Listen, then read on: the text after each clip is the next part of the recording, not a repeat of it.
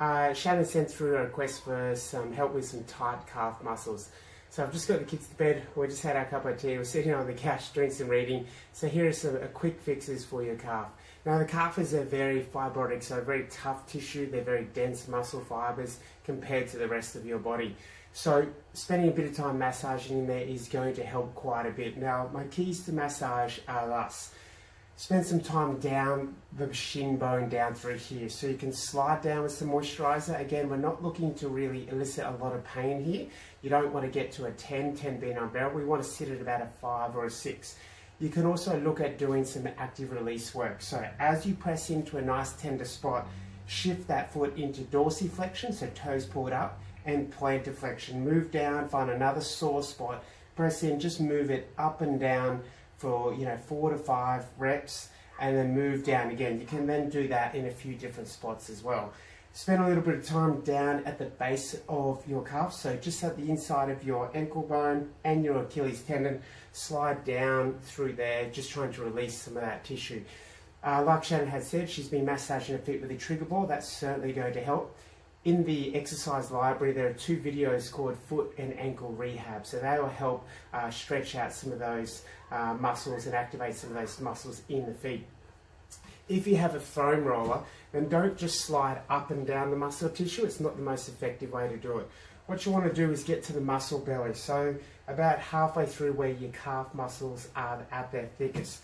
We want to then slide across that, moving on a rolling side to side motion, as opposed to just sliding up and down the whole calf. So moving it around, go all the way from the front of your inside bone to the front of your outside bone, before then doing some slight compression work up and down, but just sticking to the middle of that belly. If you need some more trigger point work done, then just grab your roller or your trigger ball, stick it in the back of your calf, and then you can drop down, adjusting the weight by resting more through your hands and adjusting how much you're pushing down through your hips and quads into that trigger ball, which is then placed on your calf muscles. We then attack this through some neural work as well. So you can do these stretches either before the trigger point work or after, or both. I'm going to start off with a sural nerve glide, so that's the sensory aspect. And we're going to pull our toes up and our foot up. We then drop that foot in, fall down, and then knee pump drill. So this is a big branch of the sciatic nerve, runs down the outside, and so it's a really good way to try and reduce some of the muscle tension down through here. So we're just making sure that foot is pulled up, toes are pulled up, foot facing the midline, bringing that knee about hand width up off the ground for about 10 to 15 reps. The next one you're likely to cramp, and it's a motor nerve. This is a bit weak and a bit overstressed in a lot of people. So you're going to point your toes. We then bring that foot in, curl those toes. Now chances are you're going to cramp straight away. Shake it out and just keep repeating that drill 5 or 6 times until the cramp minimizes, or at least reduces enough that you can get it to that position, fold down again, and then knee pump up and down with that knee about fist height off the ground again. What will help higher up in the chain is your hip flexor nerve glide, which I've showed previously, and finish it off with either just some prolonged calf stretching, which can help afterwards. And here's the big trick with stretching is don't just hold that stretch, because what you do is you actually diminish your stretch reflex, so you actually weaken the muscle tissue long term.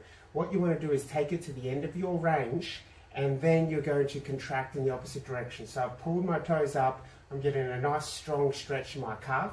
I then push my toes, so I'm plantar flexing, pushing those toes to the ground like I'm doing a calf raise, and I'm holding it there as hard as I can, feeling big, strong muscle activation in that calf. I'm going to hold that for about 20 to 40 seconds, then relax, and then spend about 20 to 40 seconds really big, deep, slow breathing in and out whilst I relax into that stretch, and then I repeat that activation work another couple of times. So I'm going to do sort of 2 to 3 activation drills for 40 seconds or so, followed by about 40 seconds of deep, slow breathing. And do that for any time you're stretched. So if you're stretching your hamstrings, then again, drop down, push that heel into the ground, really squeeze your hamstring muscles as hard as you can for 20 to 40 seconds, relax, breathe into it, and do that through there. Try those ones. Focus on some soft tissue work initially. Then do your 2 nerve glides, followed by your active stretching. So pulling up and then resist that stretch by pushing away as hard as you can, then relaxing into that for 20 to 40 seconds. And I'll post some more calf release videos shortly as well. Thanks.